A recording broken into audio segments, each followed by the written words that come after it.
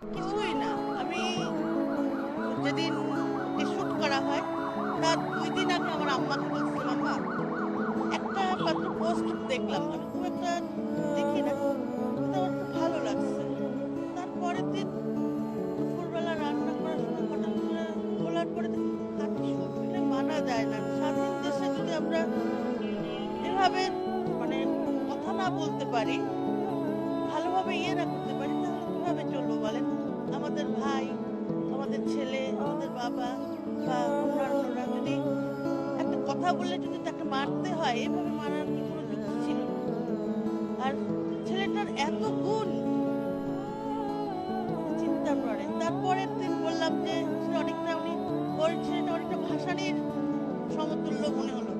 সত্যি পরের দিন তাই বলল আরেকজন যে হ্যাঁ, ভাসানির সাথে উনার সাথে তুলনা করল।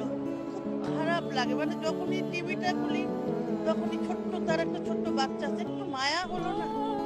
ওকে আমাদেরকে কিছু দিছে যে ওর জন্য সারাদিন আমরা কাঁদবো, সারাদিন ওর কথাগুলা, ওর ভালোবাসা, ওর সততা, ওর মধ্যে যে ভালো জিনিসটা আমাদেরকে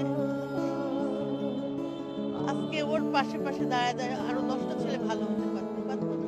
আর আল্লাহ তো তাদেরকে জান্নাতে নেবেই ইনশাআল্লাহ। অন্য মানুষগুলো তো দেখি এই যে ছেলেটা যে শুট করছে তার বাবা-মা কত বড় অপমানিত হচ্ছে চিন্তা করতে পারেন? সন্তানের জন্য বাবা-মাও অপমানিত।